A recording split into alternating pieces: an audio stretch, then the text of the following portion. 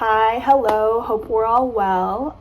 If you're new here, my name is Sabrina and I'm a now rising third year medical student at the University of Chicago Pritzker School of Medicine. So in other words, I completed a whole year of medical school since the last time I uploaded like 9-10 months ago. The second year of medical school really just kind of took me out a little. So I really do have a lot of footage of vlogs that I tried to film or maybe even finished filming but just like never got around to editing. So I figured I would kind of splice some of this vlog footage together and do a little recap video of my year so folks can get a sense for, you know, what my day-to-day schedule looked like as a second year medical student. So for the majority of second year, starting maybe around October, November or so, we started taking a course called Clinical Pathology, Physiology, and Therapeutics. I might have switched around some of the words there. It's basically the big class we take for 6 months in order to help us prepare for step 1, which we take at the end of second year. We do have a couple of classes in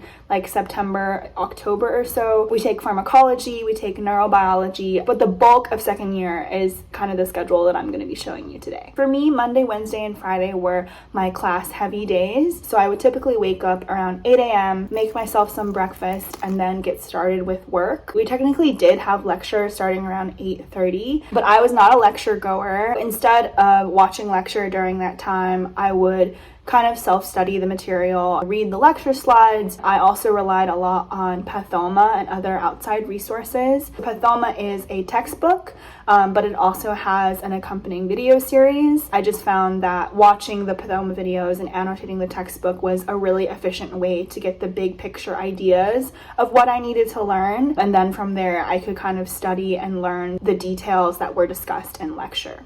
So in this clip, I'm answering some emails. I do have my Pathoma open, but it doesn't look like I'm annotating, at least in the clip I recorded. And then I would get dressed to go to school.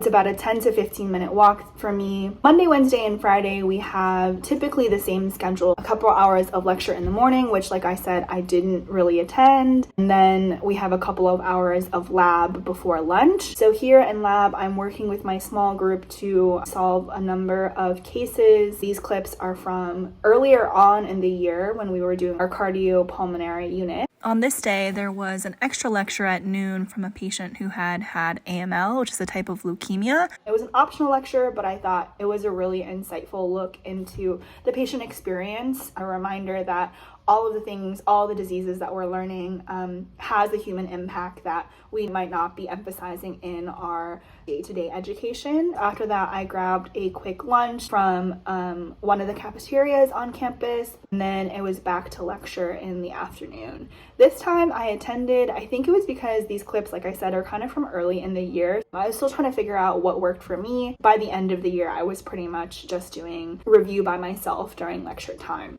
Then lecture ends around 3 p.m. We head back to lab. On this day, we were doing these kind of online simulations. So typically we are given patient cases and it's just kind of like, you know, a 45-year-old man presents with XYZ. So it's a block of text. But occasionally we would use a computer program. It's probably around 5 by the time I got out of lab this day. All right, it is dark outside. We are out for the day. I'm here with Gary. Hi. Like 6 p.m. now. Me and Gary just finished chatting. He just went on a trip to New York, so we caught up on how the trip went. I feel really energized after talking to my friend, so I think hopefully this evening I can carry that energy through as I try and finish these deliverables for my research project. Made some dinner, worked on some research, and that was pretty much my night. So like I said, Monday, Wednesday, and Friday were my class heavy days. Even if you're not going to lecture or if you decide to skip lab, it's required, but like required. They're pretty long days. It's hard to be studying, to have your brain on from 8 to 5. So thankfully Tuesday and Thursday were lighter days. I will say though that as the year progressed, Tuesday and Thursday kind of filled up a little bit more.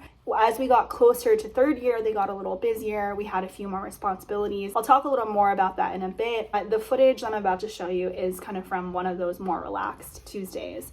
So wake up, clean around the house a little bit, do some agenda setting in my planner, clear out the dishwasher, those sorts of things. And then I get ready to head out. On this day, I went to this cafe called Junebug Cafe, and then I basically just did some work there with a friend for the afternoon. I think I caught up on a couple of Pathelma videos, and then from there, I was doing some flashcards. I use Anki like every other medical student out there. At the end of the day, we went to a brewery to get some flights of beer, have some dinner. I went home and caught up on some emails, did some research work. This report that I'm showing off is actually something that I worked on that was published on this day. It's a qualitative research project that I completed for my part-time job on hospital system investment in affordable housing. So obviously that was a very relaxed like Tuesday and Thursday. Beginning of the year, adjusting back to that 8 to 5 schedule, I really felt like I needed it. But like I said, not every Tuesday and Thursday was like that. So at this point in medical school, you've gotten used to interacting with standardized patients who are basically actors pretending to be patients. And yes, it feels very real, but at the same time, they are actors that have signed up to help you in your medical education. It is really different from interviewing a real person who's in the hospital to receive care. They basically had us start interviewing real patients. So every week we went into the hospital, spoke with the nurses to identify a patient who was well enough and was feeling up to talking to us. We would go in, we learn about that patient's course, and from there we would write up our findings in a succinct patient presentation and present it in small groups to an attending that served as our preceptor for that quarter. So for me, my preceptor meetings were every Tuesday from 3 to 5 or so. So on a typical Tuesday in the spring quarter, I would head into the hospital no later than noon, interview and examine my patient, and then sit down and kind of write up and practice, rehearse my patient presentation in advance of my 3 p.m. meeting. Because in third year, we're going to be expected to be presenting patients like this all the time. So it was great to get some practice in a kind of lower stakes environment. Beyond the patient presentations, every couple of weeks, we also had other practice sessions for clinical skills where we learned and practiced more advanced topics in clinical communication. For example, we learned how to deliver bad news, how to respond when a patient tells you that they're experiencing domestic violence. So really useful areas within clinical skills that we hadn't gotten to in our kind of more introductory class. So yeah, that was basically what my weekly second year of medical school schedule looked like until March, when we began our dedicated STEP study period. I do have an actual vlog that I took in the first week of study block, so I'll be working on that and hopefully uploading that soon. And I also plan to do another happy hour video,